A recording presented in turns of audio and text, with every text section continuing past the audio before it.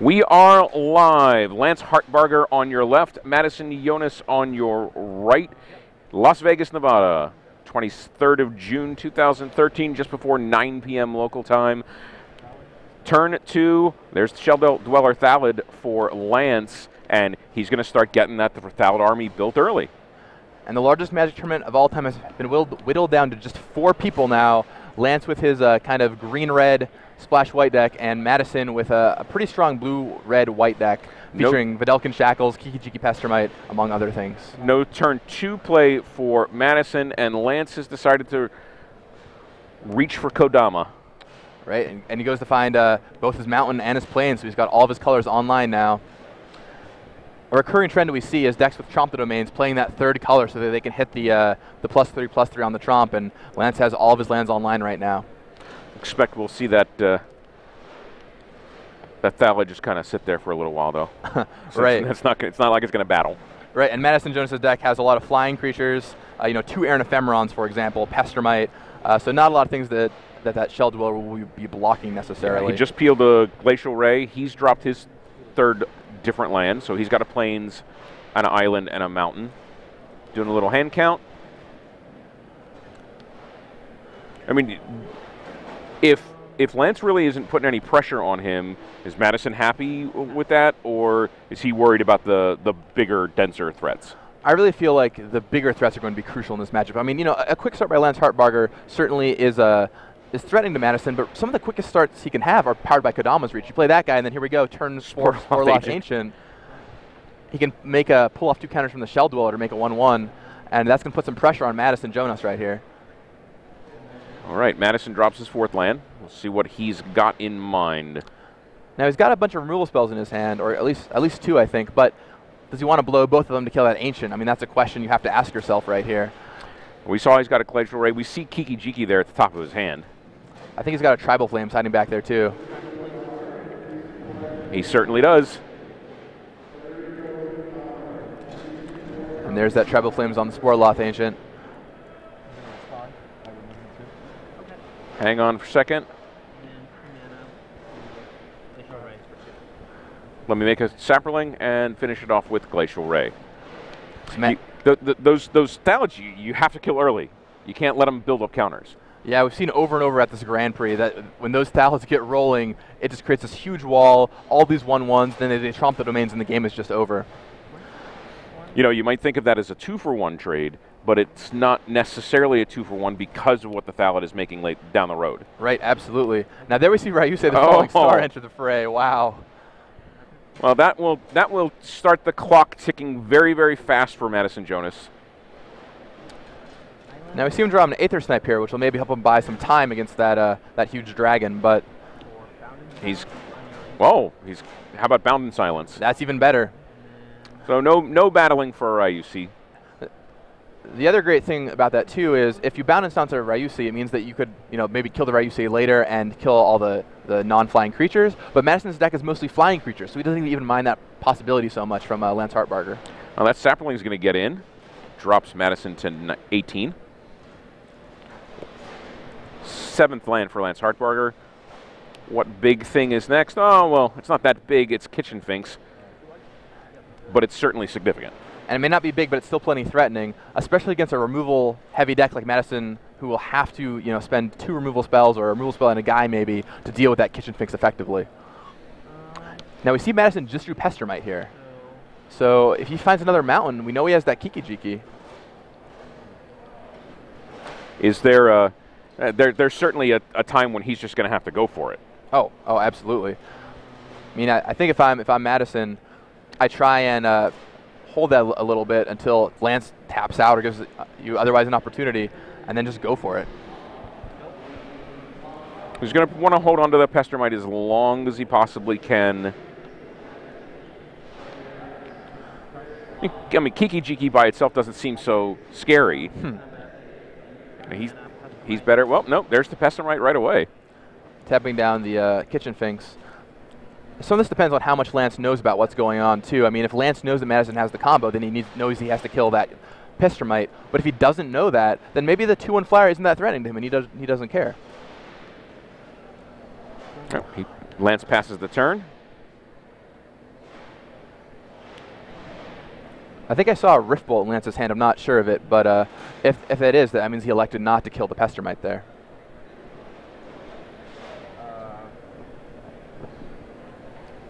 And that's a Rift Bolt at this stage in the game is something you don't suspend. You hold for using when you want to. Right, absolutely. You're totally right there, Sheldon. 3 mana, 3 damage, and you've got, what, 8 mana there, 9 mana there? Right. You're okay spending the 3 on your turn. Unless, of course, you want to build up your storm count. But right. All right. 2 Saprolings and a Kitchen Finks in. Oh, and there is the Penumbra Spider. Marshall and I were talking earlier about the Penumbra Spider, how it is kind of an unassuming looking card. You go, that's okay.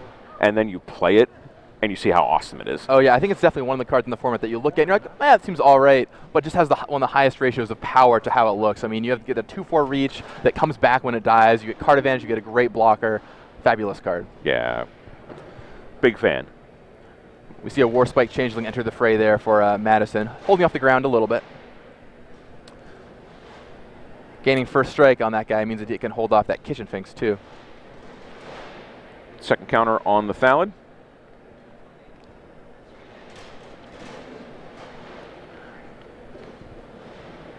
Looks like Lance's hand has a Torrent of Stone in it, so that would give him an instant speed answer to the Kiki-Jiki combo, provided he leaves mana open. Madison, of course, still a red mana away from even being able to threaten the combo. Oh, there's the Bolt.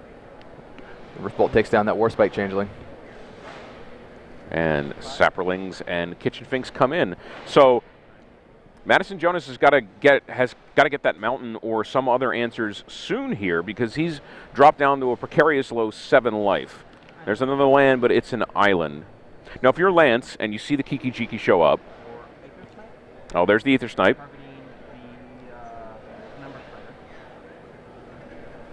Go take back the Penumbra Spider.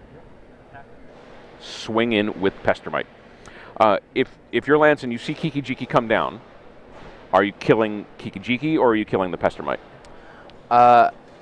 I would kill the Kiki-Jiki in response. I think the Kiki-Jiki is going to be a larger threat, especially with cards like Aether Snipe, for example. You can just keep using turn after turn to good effect. Madison's blue deck will surely be full of good come-to-play creatures. The way the combo works, by the way, is if you copy a creature like Pestermite, which can untap a creature when it comes into play, and Lance blows his Torrent of Stone here to kill off that Pestermite, or to kill off the Aether Snipe, which means that Madison's window might be open if he draws a mountain to Kiki-Jiki combo Lance Heartbarger. Well, but he's on a 2-turn clock here, yep. So Madison's going to get in for 5.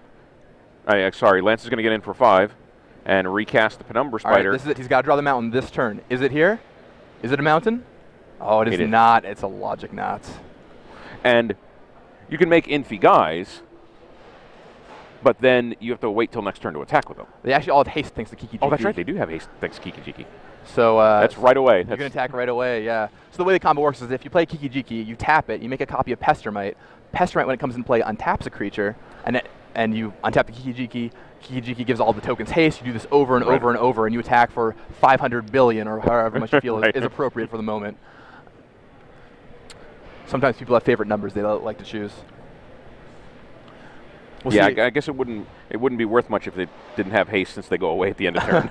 Right. You could always do some trick and make it in their end step or something, but yeah, the haste, killing them right away is really crucial. We'll see if Madison has a way, though, to buy a little bit more time. He's sitting at 2 life, but it's possible he could have a couple threats in his hand, maybe. Yeah. Although I'd be hard-pressed to imagine him getting out of this without losing his Pestermite somehow, and that's his 1 route to victory. There's a Bolt of his own.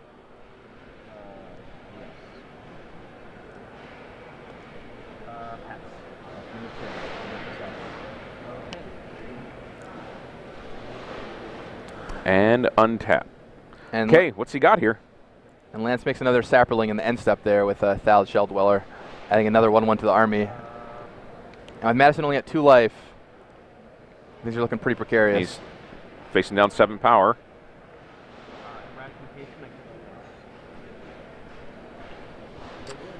So we cast a Erratic Mutation on Kitchen Finks here, but I don't think that changes anything, provided the life totals are right. He just puts Pestermite in front of the spider and still takes 2 and dies. He revealed Electrolyze. The play I actually like there is if you Erratic Mutation the Ryusei, you could maybe kill off the Ryusei and then kill off Lance's ground creatures. Oh, clever, yep. But of course you get the Electrolyze, so it wouldn't have mattered anyway. Okay, so the Pestermite goes in front of the Spider, but that's still 2 damage. Yep. Right. Okay, game 1, Lance Hartbarger. Now, we don't know if Lance knows how close he was to disaster there. And I would guess by the way he spent his removal, he didn't know that he has the combo in his deck, which is very exciting. I mean, that combo can just end the game at any time. Right. We saw it there with one mountain, could have changed that entire game. All right, so anything that we might see out of the sideboard for these 2 guys? Well, I'll take a look here and see what we have, but I think these players built their main decks pretty much, you know how they like them. And Madison, while he saw a lot of Lance's deck, I don't know that Lance necessarily saw a lot of what Madison had going on there. I mean, he saw the Pestermite, saw a bunch of removal spells, but the real core of Madison's game, you know, like the double Air and Ephemeron that he has, didn't really come out to play. So I'm not sure that there's too much they'll want to sideboard in here. All right, let's talk to crack producer Rashad Miller, see if we're going to get a sneak peek over into the other semifinal match. Looks like we're not, since they're also shuffling for game 2. We could show you some different people shuffling, but that's probably not gonna excite you so much. All right, this is our upcoming webcast schedule. Next week, of course, we're going to be SCG Live is going to be in Miami for the Grand Prix. And then the week after that, GG's Live team will be back in Grand Prix Kansas City for Modern. I know you're looking forward to that. Oh, I mean, I love Modern. It's my favorite format right now, favorite constructed format right now. And plus, you have all these great Modern Masters cards running around now. You know, you have more card availability than ever before. Super exciting. July 27, 28, we will be in Italy for Grand Prix Rimini for Magic 2014 Limited. That's going to be one of the first big events for M14. So that should be pretty interesting. And of course, it's in Italy, so. Are you making the trip? No, I'm not going to be able to make it, unfortunately, but I've heard wonderful things. I think I'm going to go to Italy this winter and check it out. I've heard it's wonderful. Go.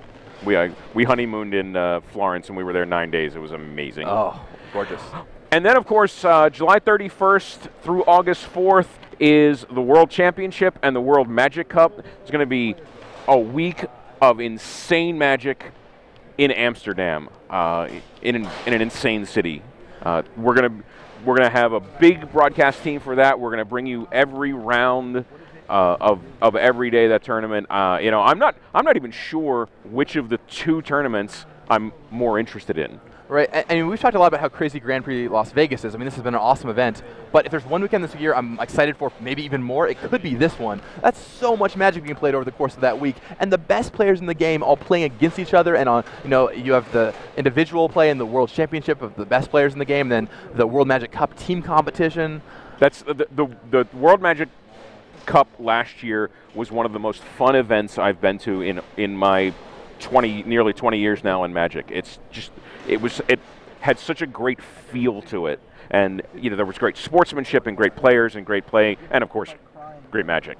Then in August 10, 11, we're going to be in Warsaw, and then at the end of August in Prague, 2 great European cities.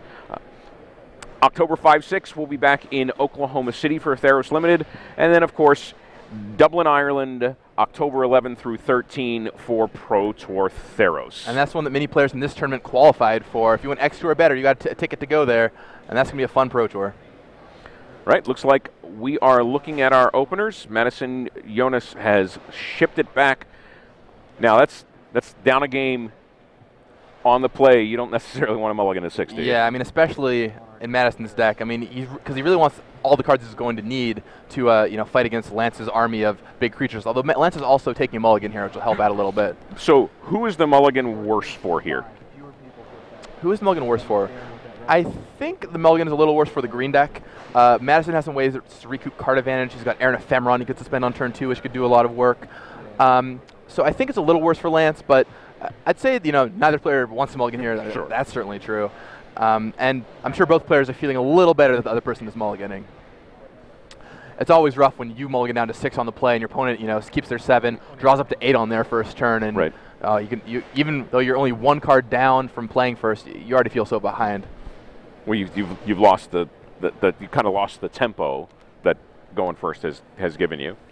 Right, and I mean some early plays Madison can make here. He's got those 2 Ephemerons he can look for. He's got the Pestermite he can be a little aggressive with if he wants to. He's got several red creatures he can actually lay down early. He's got Mog War Marshal he can set down there. On turn 4 he can lay a Warspite Changeling and start getting in there. Madison also has a couple bombs in his deck. Something we haven't even seen yet is Vedelkin Shackles, one of the most powerful rares in the format. And Madison has one sitting in there just waiting to be drawn. All right, both players looking at their hands of 6. Madison's doesn't look so... I thought I saw 1 island, 1 mountain. Maybe there's 2 mountains in there. Okay, he's giving it a good look over. He's saying yes. Lance is saying yes. So, oh, it's Vivid. There's a Vivid Meadow. So he's got a start. What? And now what's the question? Looks like the judge has gotten involved. The only thing I could think of is Madison wanted to take back that Vivid Meadow or something like that, but I have no idea what it could be. We'll find out soon. Nope. All right. And Madison draws an island there. No Ephemeron. All right, and Ephemeron is one of the key cards. I mean, many of the pros have said it's the best common in the format, and having one on turn 2 can completely change how the game plays out. There's Thallid Shell Dweller. And Madison rips another land here, this time a Vivid Crag. Sure, he'd prefer to have some early action, but he's not under no pressure by Lance, at least. And we see a mountain in Lance's hand, so he's got all his colors of mana.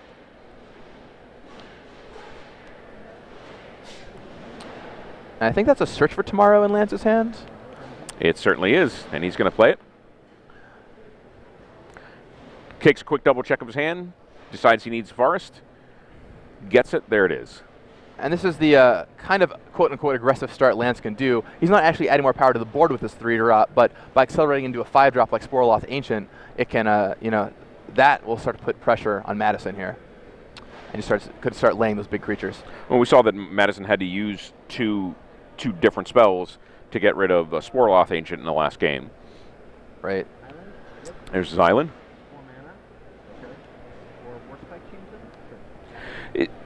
Where's the point when you're at 4, 5, or 6 lands where suspending the Ephemeron's just not worth it?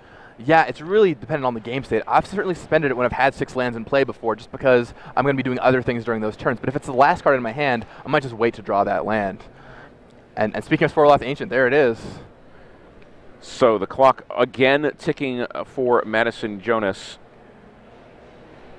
Sporoloth Ancient, just a card that demands to be answered right away. Or it's going to provide so much incremental advantage.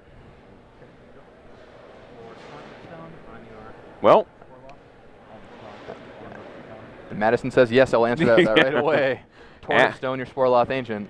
Asked and answered. Yep.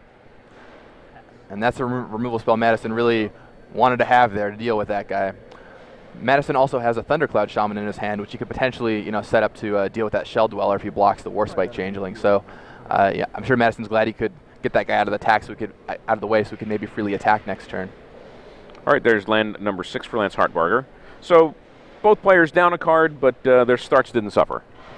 Right, and you know, we still have pretty reasonable starts, like you said, from here. You know, we have the Warspite Changeling, we have still 3-mana ramp into 5-mana guy from Lance Hartbarger. There's a Pallid Mycoderm for Lance Hartbarger there. Card we haven't seen much this weekend.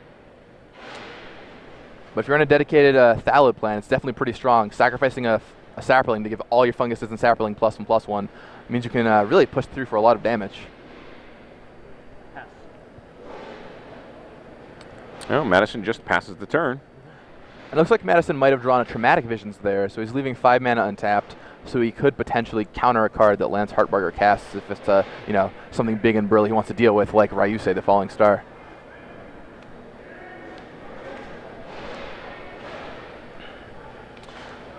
See another Sporoloth Ancient in Lance's hands. We certainly do. There it is. And I think Madison's going to say, I think I'd rather not. And as you predicted, Sporoloth now couple Sporeloth Ancients in the graveyard's got to be good news for Madison. Right, that takes down 2 of them. Let's see, Lance has, yep, only the 2 Ancients, so that's both of them. Still, of course, plenty of other Thallid goodness, Spore Sower Thallid, some Germinators, or a Germinator, another Shell Dweller. But, you know, that gets those guys off the table, off the stack. And again, he's not facing serious pressure at the moment. But he's going to provide some of his own in the form of Partick Dragon. Yeah, speaking of serious pressure, that guy is not a 4/4 flyer, which pumps for a red, you know, deal an extra point of damage. So if Madison wants to, he could even crash in for upwards of 8, maybe even 9 if he feels like spending the Vivid Meadows counter next turn. That'll put Lance on a tight clock. Madison with Vivid Crag and 3 mountains in place, so he's got 4 natively red mana generating lands. And Torrent of Stone answers the Partick Dragon. So, punch, counterpunch, punch and counterpunch. Yeah, I mean, it feels like a boxing match here. The players are just, you know, bouncing back and forth and trying to cut off whatever their opponent can do. Madison just draws and passes the turn again. Yeah, that's a blue card. I wasn't sure if that was is that a Pestermite? I think it's a Pestermite. Yeah. Yeah, no sense in tipping that too early. Right. The flash on it means you could easily just cast it in Lance's end step. There's the Penumbra Spider. Again, a fine card. Yeah, I mean, the 2/4 reach is going to be pretty strong against Madison's Army of Flyers here. Or potential Army of Flyers in his deck, at least. Well, Madison does have his 3 red for Kiki Jiki now. Right, if he finds a Kiki Jiki, that combination would prove lethal to Lance Hartbarger. Madison draws Sen's Enlistment here. Not great in this board state, but it could, you know, provide him with some good blockers later on as he could retrace it over and over again. All right. So, end of turn, we're making some Saprolings.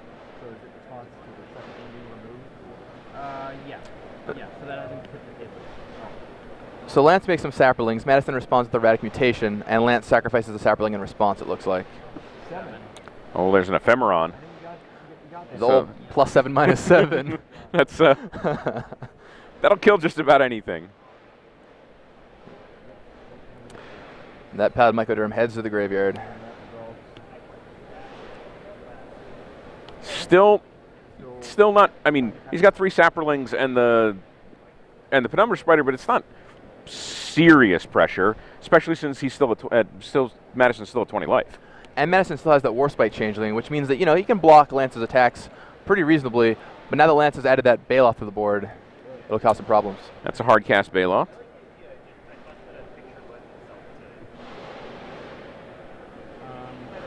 When he drew that, it looked like Grand Arbiter to me, but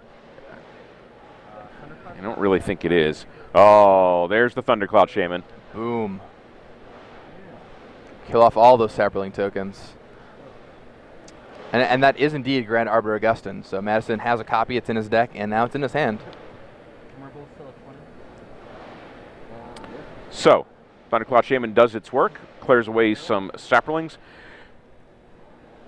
It's gonna come back and attack too. You know, people think it's got the one ability of the Earthquake for Giants, but you know, it's got a pretty serious body on its own. Yeah, perfectly reasonable as a 4/4 that can you know, really halt an assault. And if Lance tries to get in with his Dirkwood Baloth here, Madison could put both of his creatures in front of it, and you know, as long as Lance doesn't have a trick, that'd be pretty reasonable for Madison. Well, turn of Witness. What do you think Lance is going to regrow here? A Torrent of Stone. Yep. It looks like he's. But you knew that anyway. Oh, you were ahead of the curve on that. I mean, maybe I was thinking maybe the Pallid Mycoderm wouldn't be crazy, but yeah, Torrent of Stone is what he grabs back. And passes the turn. There's another land for Madison Jones. Well, there. he attacks with the Baloth and then passes the turn. And of course, Madison, knowing that he has the Torrent of Stone, can't profitably double block here. Right. Otherwise, he'd be throwing both of his creatures away, and he can't afford to, you know, lose any cards. What's he playing up there? He's got his thumb on it. I can't see it. Sen's Enlistment. So he's going to get 2/1 Kithkin Soldier tokens, and those will do a good job of blocking that Baloth. Combat. Okay. Attack with Thundercloud Shaman getting into the red zone. Gotta like the aggression from Madison. And Lance just taps his Styled Shell Dweller. I'll block.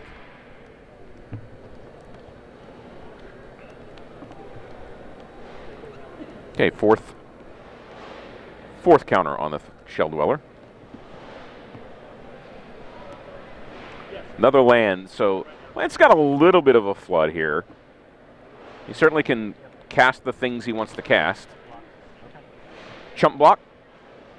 As the Bailoff attacks, Lance Hartbarger ships the turn. And those Kithkin tokens and the Sens Enlistment are going to do a good job of holding off that Bailoff because of the retrace ability. It means that every time Madison draws a land, he could always pay 4, discard it, and get 2 more tokens. That's exactly what he's done. There's the mana. Maybe 2 more Kithkins.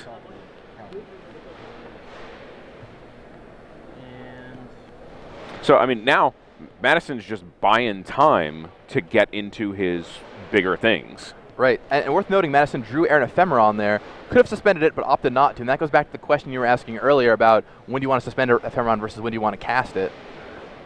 It's especially interesting here because Madison might want to discard his future lands to power up that retrace, and he needs 2 more to cast the Ephemeron.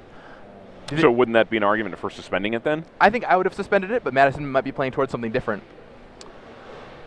Another land for Lance Hartbarger. Lance certainly flooding out a little here. Although I think, is that a Rude Awakening in his hand? Maybe flooding out could end up working in his favor. Here comes the Bailoff. Now there's a possible block where the Bailoff dies here, but again, Madison knows that Lance has tricks.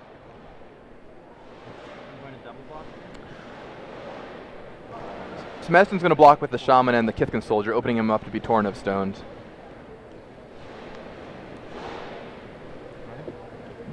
But he seems pretty happy with that. 3 mana. There's another world. I mean, a Bound in Silence. So that's going to take care of that Bailoff for now. Lance is going to be content at end of turn to make another Saproling. So Lance doesn't have a lot going on his board right now, but if that is indeed a Rude Awakening, and I believe it is. He's counting them. Oh dear. Rude Awakening, and yes, it certainly is a Rude Awakening. If you don't know what the card does, it turns all your lands into 2/2s and then untaps all your lands, meaning that's some serious damage there. Okay, those lands can attack now. There's the Pestermite. So he's going to tap down something. I don't think so. Rashad Miller asking if he played a land this turn. Do not believe that was the case. He was on 9 lands last turn. It's important always to note that, of course, because when you turn a land into a creature, it still can't attack if it came into play that turn. Correct. And now it can't even tap for mana. Right. So there's a swarm coming from Lance Hartbarger. 1, 2, 3, 4, 5, 7, 9, 11, 13, 15, 17, 19, 21, 23 potential damage it looks like here. Yikes. The lands rose against him. All right, so there's the blocks. He's going to take 1, 3, 5, 7, 9, 11, 13, 15. So Lance had the math worked out exactly. This Awakening is very, very rude for Madison Jonas. Looks like it might have been just a little short there. Was that maybe 13 damage? 1, 2, 3. 1, 2, 3, 4, 5, 6 lands get through. The Recluse and the Saproling, right? Was that Warspite Changeling blocking the spider? I thought it might have. He kind of just gestured to his creature in front. But yeah, so it looks like that spider got blocked and Madison drops to 2, but still not a great board position for him here. There's Grand Arbiter. So his blue and white spells are going to be 1 cheaper. All of Lance's spells are going to be 1 more expensive. And that's just a blocker. Right, and looks like Lance draws Kodama's Reach here, so. Lance has got to get those last 2 points of damage through, but nothing is forthcoming right now. The 2-3 Grand Arbiter and the Warspite Changeling will be holding off Lance's 2 attack-able creatures. Now, what Lance has done here by playing Kodama's Reach, of course, is thin his deck out a little bit, get him better percentage chance of getting into his business spells.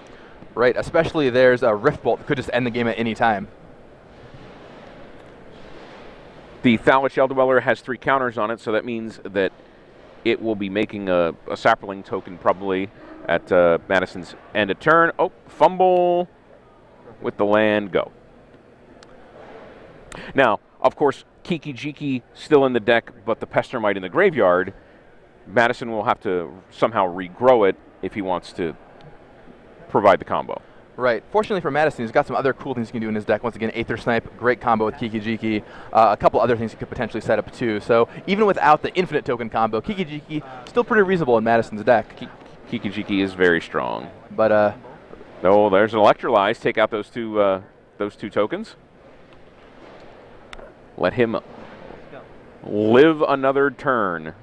And Madison's hand has actually got some pretty good stuff going on there. He's got a Tribal Flames, I see. And okay, Lance looking at his graveyard. Just says go. Madison's got to like that turn of events. Madison also has that Ephemeron, which he didn't suspend, and now it looks like he's finally going to be able to cast if he wants to. Oh, Videlkin Shackles. That changes everything. I'll take that. I'll take that spider, please. And he's gonna start attacking. I didn't see the Shackles hiding there. One of the best cards in the format. That will yank away one of Lance's creatures, adding it to Madison's side. You can steal any creature with power less than the number of, or power equal to or less than the number of islands Lance has. And it's important. It's important to point out once he's stolen the creature, then it doesn't matter what its power becomes or how many islands he has. Right. Absolutely. After the ability is resolved, it's all his. There's a Kitchen Finks for Lance.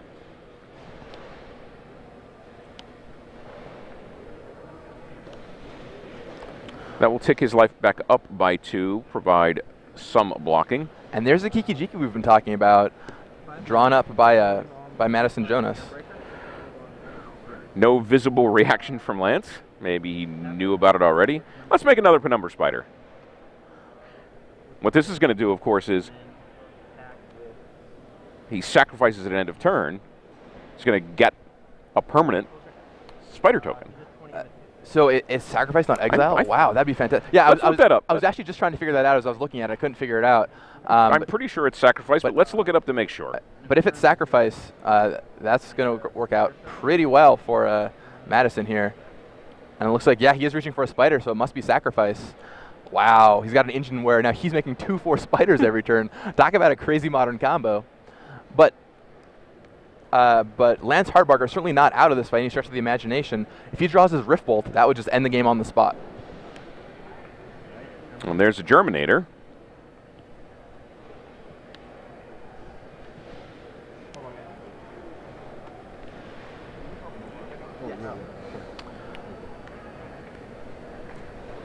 And it looks like Lance is just going to pass the turn.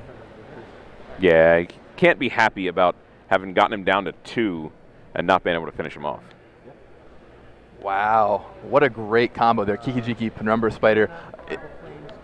Crazy. Tribal Flames is going to take out the Germinator.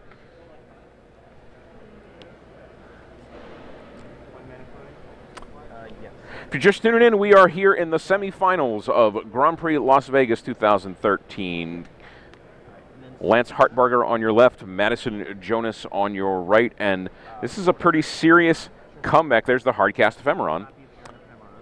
And Kiki Jiki is going to make a copy of the Ephemeron, getting in for 4 in the air this turn. And that spider token.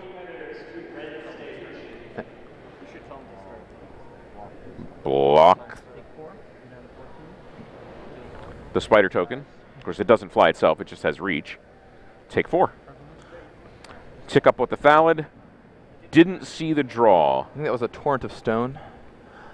And a pretty good string of draws by Madison Jonas here. Has pulled him right back into the game with that Videlkin Shackles into Kiki Jiki. It's a nice little pair of cards to find. I mean, the Torrent of Stone has to kill a Kiki Jiki, right?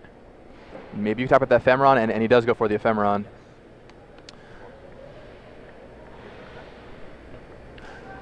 But I mean, you like that play? You like that play better? So you're taking 4 from the ephemeron every turn in the air, or you're just going to lose to inevitability from copying that spider. It's a real rock and a hard play situation. I think I like Lance's play, but it could go either way. Okay, there's the spider. Everybody's coming in. 3, 4, 5, 6, 7, 8, 9 potential damage for Lance Hartbarger. See what he's going to do. He has the option of making a sapperling to do a little chump blocking. He obviously has the kitchen finks option, which will then persist the finks back and gain him 2 life. And if you're in Lance's shoes, you just want to try and buy as much time as possible. You've got a Rift Bolt you could draw to end the game. You've got a giant Dust Wasp, which if you could find a way to remove those unending per number spiders might help you out, but that's going to be pretty difficult to do. So really, you're just trying to buy time to find that Rift Bolt. We'll remind you, Lance Hartbarger is up 1 game in this match. Semifinals here at Grand Prix Las Vegas, best of 3. We've seen some good old-fashioned creature-on-creature combat in this match. Yeah, we sure have. Oh, there's the block. And it looks like he's going to take the rest. 2, 4, 6 takes him down to 8. So not panicking just yet.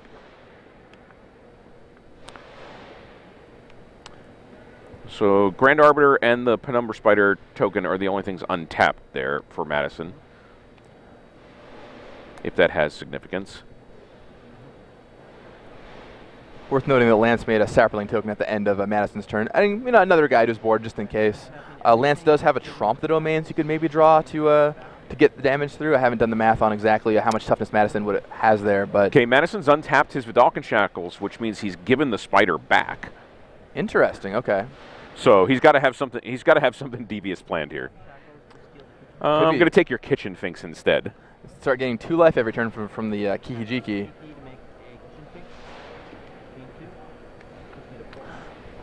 And now he's out of bolt range. Right, that way he's made sure that Rift Bolt doesn't finish him off, and it'll also slowly grow him out of range of Tromp the Domains as well. Cleverly played by Madison Jonas here. Right, he saw he could lose the burn and was like, I'd rather not. So instead I'll take your kitchen finks. He found that 3rd island he needed to take the finks. Huge, huge comeback for Madison Jonas if he comes through in game 3. Lance Hartbarger needs an answer right now, as a matter of fact. Let's see what he draws.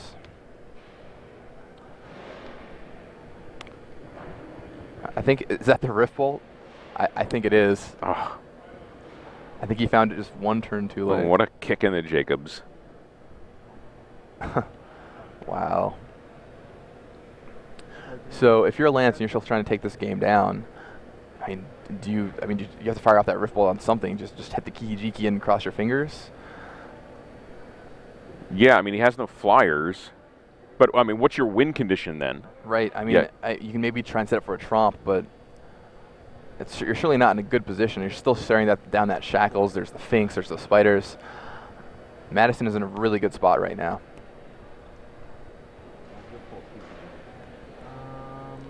So, Madison Jonas loses the Kiki-Jiki, but Rift Bolt just 1 turn too late. Wow, yeah. Oh, and a Fiery Fall on the Thallid Shell Dweller. That is going to be...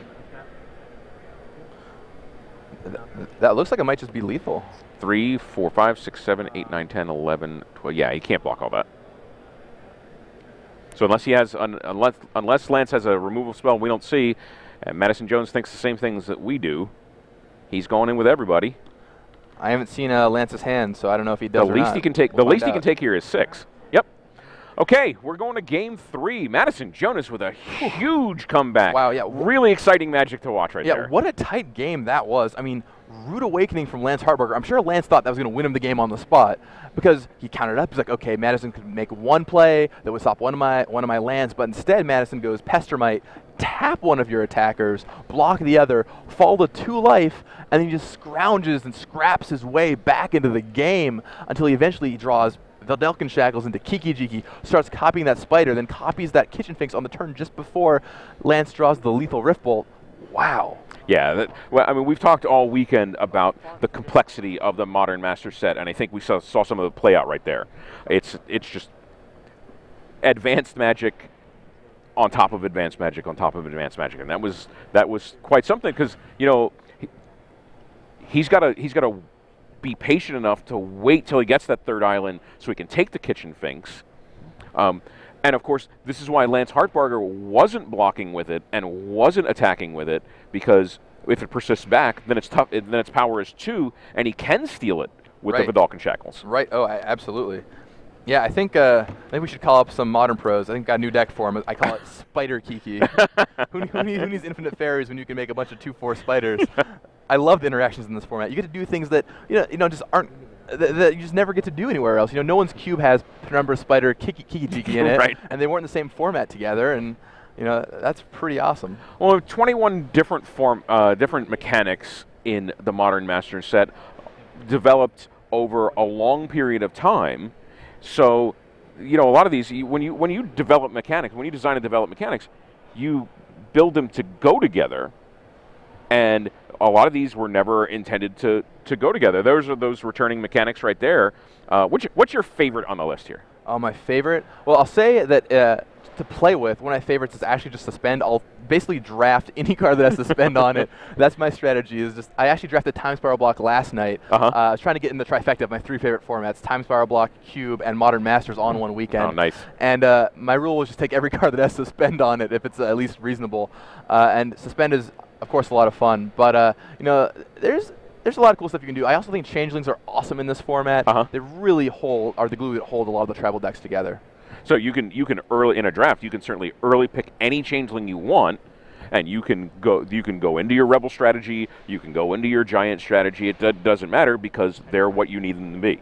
Right, exactly. Whether you want to go down the path of fairies, or maybe you think you might end up going down the path of giants. I mean, an Avian Changeling could, send you either way. You could go blue-white fairies with some Spell Stutter sprites, and help out your Avian Changeling. Maybe play some black to get those black effects, or you could maybe divert in a different direction, or help out with your Rebels deck. Any number of things. Well, looks like we've sneak peeked into a pretty tight spot here in semifinal number 2, tied at 2 games, both players at 5 life.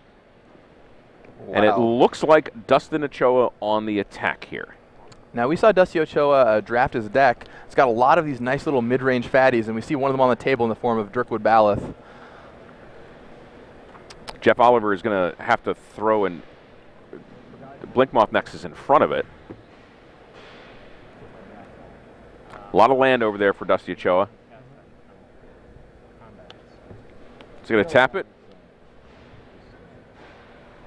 And there's a Lightning Helix cast by Jeff Oliver, so he's pumping the Blinkmoth Nexus to a 2/2, and then he's going to cast Lightning Helix, to deal 3 damage to the Baloth, and that's 5 total. If there are no tricks here by Dusty Ochoa, that'll take that Baloth right off the ground.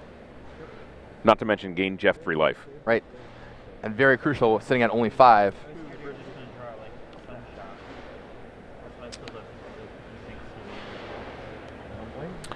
Looks like the Baloth is still on the board. There is Pyrite Spellbomb.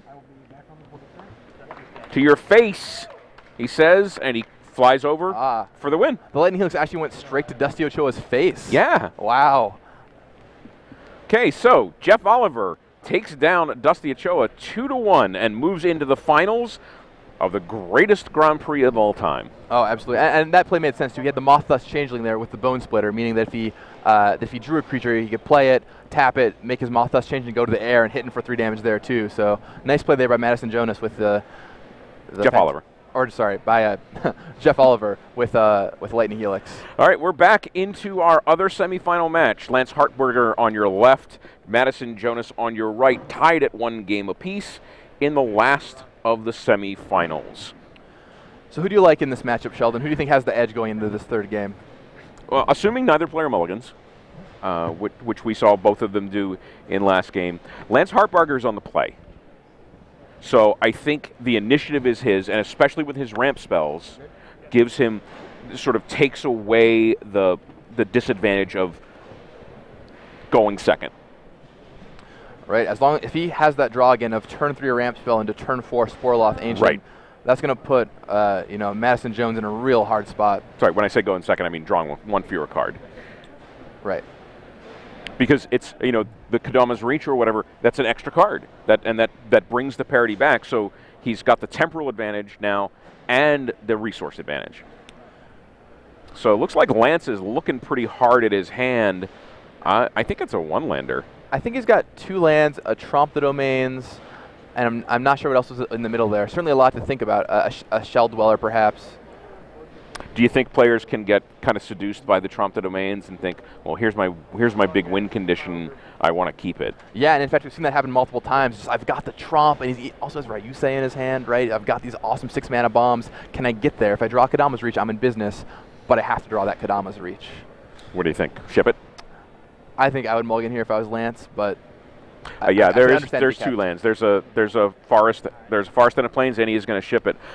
Quite honestly, especially for beginning players, I think if you think you might want to mulligan it, you should ship it back. All right, and even at the highest levels of play, you see mulligans determine so many games. People will keep hands that they're on the borderline about, and then they just miss some land drops. Knowing when to mulligan is one of the hardest skills I feel in Magic. Yeah.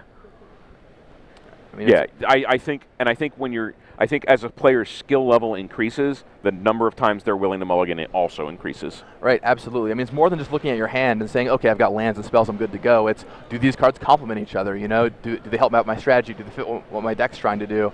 And sometimes you just have to know, all right, I'm going to go down a card, and that'll be okay. My next hand could be better. It's a very similar hand here by Lance. Again, he has the Ryusei and the Trompe, 2 lands. Isn't that a Kodama's Reach at the bottom? On the far right? Looks like that's a Thallid Shell Dweller. If it is, we'll find out. There it is. Yep. There's the Shell Dweller. Madison Jonas starts off Game 3 like he did Game 1 with a Vivid Meadow. No turn 2 play. Lance gets the turn back, puts the Spore counter on. Plays 3rd land, and Kitchen Finks. It's a pretty strong third turn play. I mean, he's not Kodama's reaching into a 4/4 this game, but the Kitchen Finks will do a lot of good work, 3-power attacking, and will require a lot of resources from Madison to deal with. Right, there's Mountain, gives Madison all his mana. Oh, Vidalcan Shackles, we saw him use that to such devastating effect in the last game. Right, and even though Madison only has 1 island in play, he could still take, for example, something with 0 power, like the Thallid Shell Dweller. You can take anything with 1 or fewer power, and that Shell Dweller is certainly prime for the taking. Kitchen Finks goes in, drops Madison to 17. And there's a Search for Tomorrow. And that'll not only help Lance get up to his 4th mana, but also find the red mana he needs. And he ships it back to Madison. Madison has a 2nd island in his hand.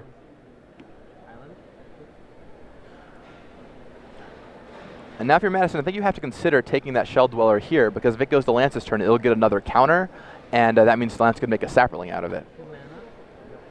Yeah, clearly that's the play. Give me your Shell Dweller. Does Lance have any artifact destruction in his deck or in his sideboard that he might have brought in? Well, after seeing that Shackles, he might have brought it in. I'll see if he has a Fury Charm or something. Doesn't look like it. He has Moldervine cloaked up the Kitchen Finks, which is going to make it a little harder to steal. Madison Jonas puts the Shell Dweller in front of it, and obviously then he's going to untap the Shackles. So a little bit of a risk here from Lance Hartbarger with the Moldervine cloak, but he's going to give him several turns where Madison just simply can't steal it with the Vidalcan Shackles. And yeah, I just looked through Madison or Lance Hartbarger's entire card pool, and unless I'm missing something, I don't see a single card that takes care of that Vidalcan Shackles. Yeah, so that's bad news. Land number 5. He says, I want to battle, and Madison says, how about a Pestermite? Tap down that nasty Kitchen Finks. And add 2 power to his board to boot. Tribal Flames off the top. Right, and Madison's hand is pretty stocked with removal right now. He's got a Tribal Flames and a Rag Mutation. He's got a Logic Knot to counter any spells Lance might want to lay down, like, say, the Ryusei sitting in his hand. And you know Lance is going to get excited when he draws that 6th land. He's going to want to slam that Ryusei right on the table. Right. Pestermite gets in.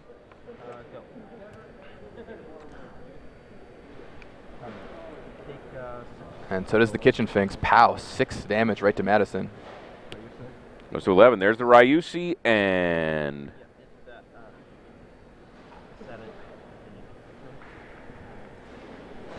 Madison just lets it resolve. It's possible he's hoping he can kill off the Ryusei, and then that'll take out the Kitchen Finks with its ability too. We'll see if that's what ends up happening.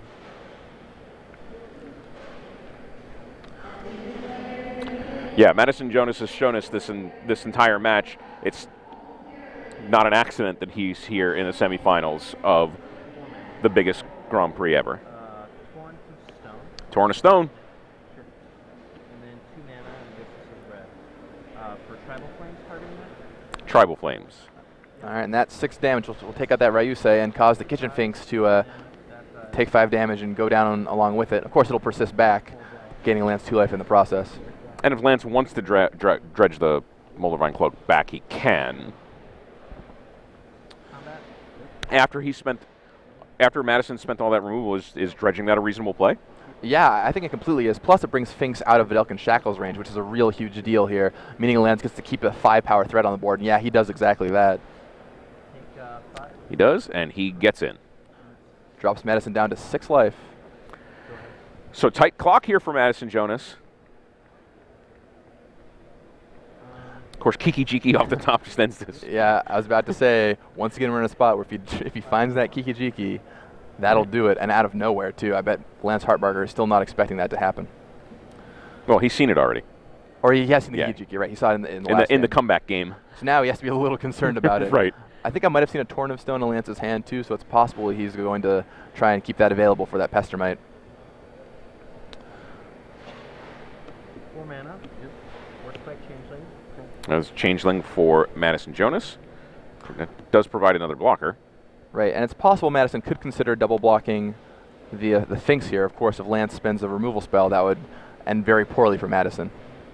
3 cards. 3 mana. Erratic Mutation. Oh, Erratic Mutation.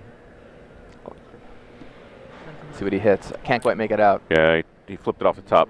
See if we... What was it? Sends Enlistment. So that's a +4, -4, and that'll be enough to take the Finks down. Big turnaround. Right, exactly. Erratic Mutation, it's a complete mystery. I mean, a lot of things could happen there. Maybe he would have ended up losing one of his creatures, but not the case. And now Lance plays that Penumbra Spider. Which Madison can just steal. Right. You can just yank it across the table. Which he's going to do. And notice how strong that Vidalcan Shackles is, even with just 2 islands on the battlefield. Right.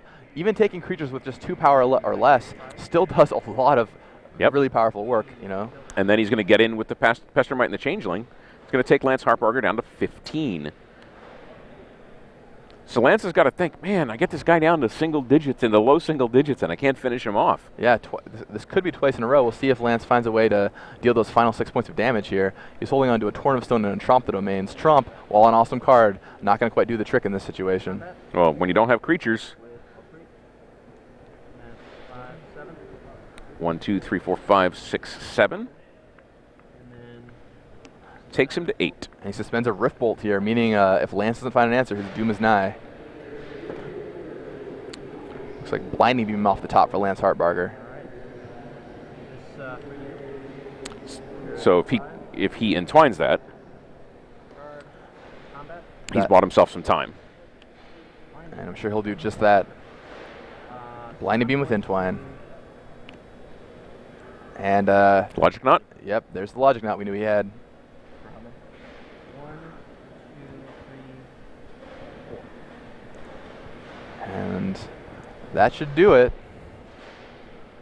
Lance Hartbarger taking a final look, watching his GP Las Vegas tournament life slip by. And is that it? There's the battle. He doesn't have enough for the Tornastone, right? Nope, that's There's it. the handshake. Madison Jonas in dramatic fashion takes down Lance Hartbarger 2-1.